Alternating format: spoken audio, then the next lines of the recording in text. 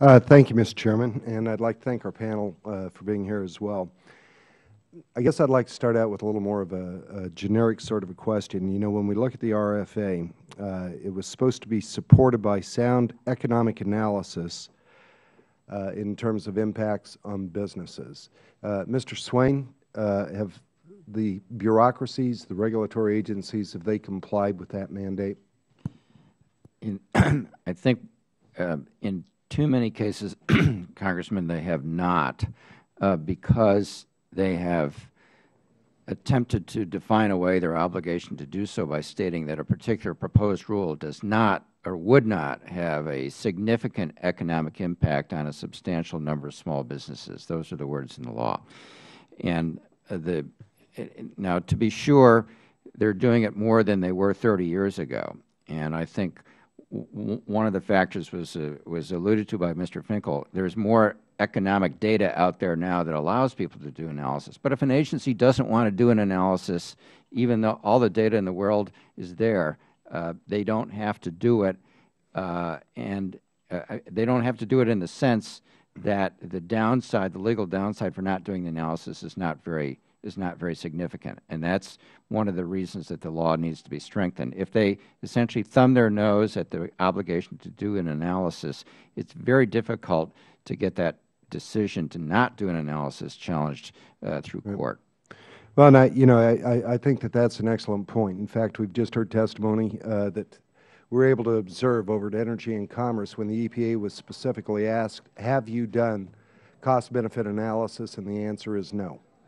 Ultimately, Mr. Finkel, I'm kind of curious. You'd had an experience with OSHA. Can you give me some examples where OSHA went in to help rather than fine and punish? Or did it always be accompanied by a fine? No, I was, in addition to being in charge of health rulemaking, I was out in Denver for 3 years as a regional enforcement administrator. And our staff always went out with a dual mission to see to it that problems, especially imminent danger ones, were corrected, but also to provide information, compliance assistance, consultation. Those programs have grown by leaps and bounds, and a lot of us think that they're taking too much attention away from enforcement. But the fact of the matter is, in this climate and the climate that existed when I was there 10 years ago, there was a tremendous perceived need to provide good information. I think in many cases that information So there are no examples where it was not accompanied by a fine? Oh, there are plenty of exampple where OSHA has an entire consultation program that is not permitted to That's levy voluntary fines. to come in when they do in and do an inspection. Is that always accompanied by a fine?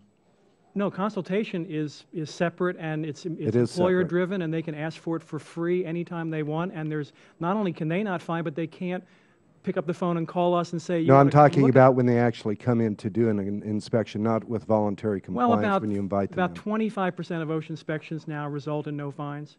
Now, that should be because there are no problems. But if you're asking me, are there places where OSHA looks the other way? No, I hope not. There are instances where fines are reduced by 90% for small business, where fines are extended off in time, where willful citations are reclassified as non-willful in order to get some abatement and get some cooperation. Okay.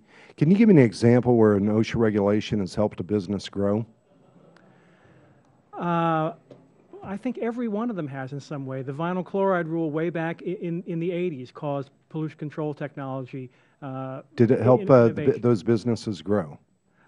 Well, actually, in that case, it actually, you want to talk about how wrong economic analyses can be. Not only did that regulation and others like it help other businesses, it actually helped the affected entities grow because they were so wrong about whether it would cost them money. They saved money in recovered product that was greater than the installation of the equipment to recover the product. Sometimes business needs a little wake-up call.